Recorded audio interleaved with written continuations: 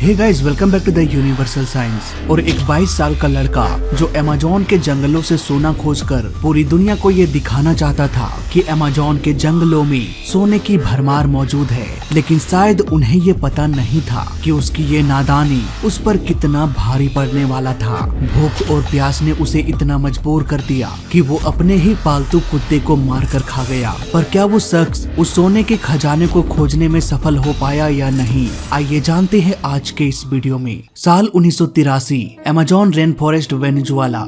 एक British adventure Benedict Elon अपने पिता की तरह अमेज़न के जंगलों में मौजूद एल्डोराडो को खोजना चाहता था। वो जगह जहां हमेशा से ही अंदाजा लगाया जा रहा था कि वहां पर सोने की भंडार मौजूद है, पर आज तक किसी भी शख्स ने उसे खोज नहीं पाया, क्योंकि अमेज़न के इतने विशालकाय जंगल में वो कहां पर मौजूद है आज तक किसी को भी नहीं पता। अमेज़न का ये जंगल इतना दूर तक फैला हुआ है कि इसकी सीमाएं 9 देशों को छूती है। इसके क्षेत्रफल से ही आप अंदाजा लगा सकते हैं कि वास्तव में अमेज़न के जंगल कितने घने और कितने खतरनाक हो सकते हैं। एक दिन एलन 2 गाइड और अपने पालतू कुत्ते के साथ सोने की तलाश के लिए निकल पड़ा। धीरे धीरे वे लोग नदी के रास्ते जंगल की ओर घुसने लगे। उसके पास जंगल का पूरा नक्शा मौजूद था, जिसकी सहायता से वो उस जगह पर पहुंच सकता था जहां पर सोना मिलने का अनुमान लगाया गया था। जैसे जैसे वो लोग सिटी ऑफ गोल्ड के करीब जा रहे थे, उन्हें पानी में तैरते हुए शराब की बोतलें मिल रही थी।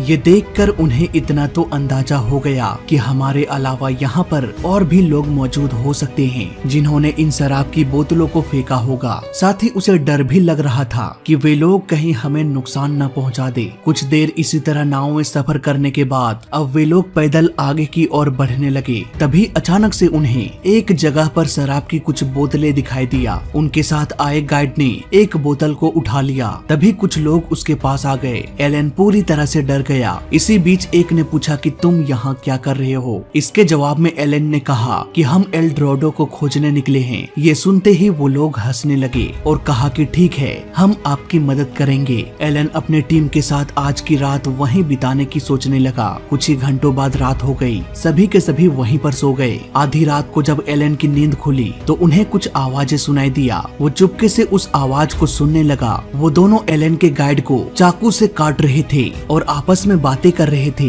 कि इसी तरह एलन को भी मारकर खा जाएंगे। एलन उन लोगों से नजरें बचाते हुए अपने कुत्ते के साथ वहां से भाग गया और अपने नाव से जाने लगा। रात में उसे कुछ भी दिखाई नहीं दे रहा था, फिर भी वो किसी तरह से वहां से भागना चाहता था। इसलिए वो रात के अंधेरे में ही नाव को चला रहा था ताकि जल्द से जल्द यहाँ से भागा जा सके। उन्हें अपने गाइड को मारता देख बहुत अफसोस हो रहा था, पर वो अकेले और कर भी क्या सकता था सिवाय वहाँ से भागने के अलावा। कुछ दूर चलने के बाद वो एक जगह उतरकर अपने कुत्ते के साथ वहीं पर सो गया। अगली सुबह वो उठकर जंगल की ऊपरी चोटी की ओर देखने लगा, जो बेहद खूबसूरत लग रहा था। इसी बीच वो अपने साथ लाए खाने पीने की चीजों को चेक करने लगा कि अब हमारे पास कितना राशन बचा हुआ है। एलन के पास चावल, चीनी, मीट और कुछ ड्राई फ्रूट्स मौजूद था, जो कम से कम 2 सप्ताह तक आराम से चल सकता था। इसलिए एलन एक बार फिर से अपने आगे के सफर के लिए निकल पड़ा। पानी के विपरीत दिशा की ओर जा रहा था। यही वजह है कि नाव चलाने में उसे काफी मेहनत करनी पड़ रही थी।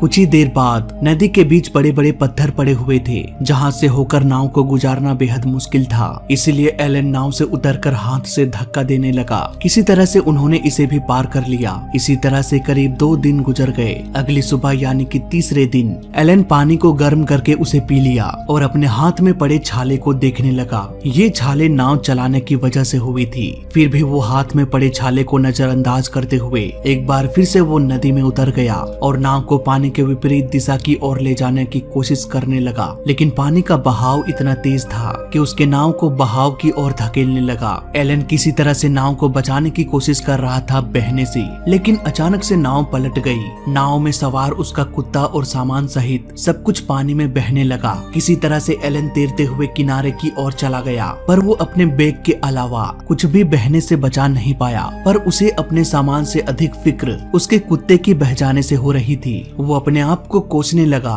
कि मेरे वजह से प्यारा सा कुत्ता बह गया, जिसे वो बचा भी नहीं पाया। पाया। एक बार फिर से वो पानी में बचे हुए सामान को खोजने लगा। तब तक शायद बहुत देर हो चुकी थी। सभी सामान पानी के तेज बहाव में बह चुकी थी। अब वो सोचने लगा कि बिना कुछ खाए पिए और मेडिकल किट के अलावा आगे का सफर कैसे तय किया जाएगा। वो खुद को कोसते हुए चिल्लाने लगा। तुरंत ही वो अपने बैग को चेक करने लगा, जहाँ उसे चाकू, फिशिंग वायर, कंपास, पानी की बोतल और एक डायरी मिला, पर जंगल से बाहर निकलने वाला मैप नहीं मिला। एलन डायरी में ही मैप बनाने की कोशिश करने लगा और ये करना उसके लिए नामुमकिन था। अब वो कंपास की सहायता से रास्ता खोजते हुए पैदल ही आगे की ओर निकल पड़ा। धीरे धीरे शाम होने लगी, इसलिए वो जल्द से जल्द खाने पीने की चीजों को खोजने लगा, लेकिन अभी तक उसे कुछ भी नहीं मिल पाया। सूरज ढलने के साथ साथ वहाँ का तापमान भी धीरे धीरे कम हो रहा था। कुछ ही देर बाद अंधेरा हो गया। एलन वहीं पर सो गया, पर ठंड और मच्छरों की वजह से उसे नींद नहीं आ रही थी।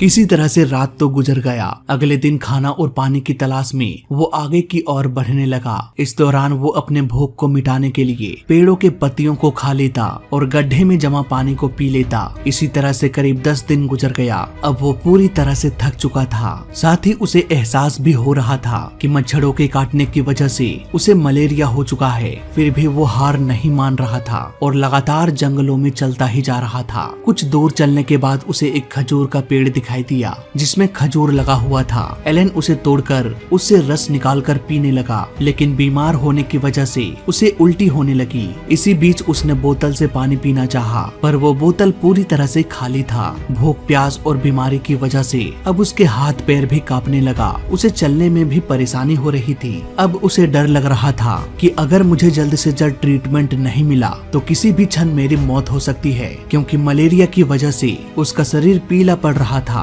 वो एक जगह बैठकर रोते हुए अपने परिवार को याद करने लगा, जो उसे हजारों मील दूर था। इसी तरह से करीब 13 दिन गुजर गया। अब वो काफी फ्रस्ट्रेट हो चुका था। उसे कुछ भी समझ में नहीं आ रहा था कि आखिर करे तो क्या करे। तभी अचानक से उसे महसूस हुआ कि कोई उसके आसपास है जो उसे फॉलो कर रहा है, पर उसे इतना तो अंदाजा जरूर था कि यहाँ पर कोई इंसान तो बिल्कुल भी नहीं है। हो सकता है कोई जानवर हमें अपना शिकार बनाने के लिए उसका पीछा कर रहा हो। एलन डर कर फ्लेयर को इधर उधर फेंकने लगा। कुछ ही देर बाद उसे उसका कुत्ता आता हुआ दिखाई दिया। वो अपने कुत्ते को देखकर बेहद खुश हो गया और प्यार से उस पर अपना हाथ फेरने लगा। अब वो अपने कुत्ते के साथ आगे के सफर के लिए निकल पड़ा। इसी तरह से करीब 19 दिन गुजर गया। अब उसके शरीर में मलेरिया के लक्षण दिखाई देने लगा। उसे लगातार खांसी हो रही थी। इस दौरान वो 2 दिनों तक बिना पानी पिए हुए था, जिसकी वजह से उसे डिहाइड्रेशन भी होने लगा। एलन पत्तों में गिरे ओस की बूंदों को पीने लगा। तभी उसे एक गड्ढे में पानी दिखाई दिया। वो अपने कुत्ते के साथ वही पानी पीने लगा। इसी तरह से करीब 23 दिन गुजर गया। अब उसे भूख बर्दाश्त नहीं हो रहा था, लेकिन वहाँ कुछ खाने के लिए भी तो नहीं था। इसीलिए वो मजबूर होकर अपने कुत्ते को ही मारकर खाने के बारे में सोचने लगा, लेकिन वो ऐसा करना नहीं चाह रहा था। पर भूख के आगे कोई भी किसी पर भी दया नहीं करता। फाइनली एलन ने भी अपने कुत्ते को मार दिया और उसके लीवर और किडनी पकाकर खाने लगा। लेकिन मलेरिया की वजह से वो कुत्ते का मीट भी नहीं खा पा रहा था। लेकिन इतने दिनों से भूखे रहने की वजह से वो फोर्सफुली खा रहा था। अब करीब 27 दिन गुजर गया। उसका पूरा शरीर अब जवाब देने लगा, लेकिन किसी तरह से गिरते पड़ते उसने एक ऐसे लकड़ी को देखा जिससे उसे ये पता चला कि इसे किसी हथियार से काटा गया होगा। इसलिए वो एक बार फिर से हिम्मत करके आगे की ओर बढ़ने लगा। कुछ दूर चलने के बाद उसे एक आदमी दिखाई दिया जो वहाँ पर कुछ काम कर रहा था। तभी अचानक से एलन वहीं पर गिर गया। फौरन वो शख्स उसे उठाकर अपने रूम ले गया। 3 दिन के इलाज के बाद फाइनली उसे हॉस्पिटल शिफ्ट कर दिया गया, जहाँ कुछ दिनों के इलाज के बाद वो फिर से स्वस्थ हो गया और सही सलामत अपने घर पहुँच गया। एलन आज भी जिंदा है और अपने परिवार के साथ इंग्लैंड में रह रहा है। तो ये थी कहानी एलन की। इस वीडियो में अभी तक के लिए बस इतना ही। जय हिंद, वंदे मातरम।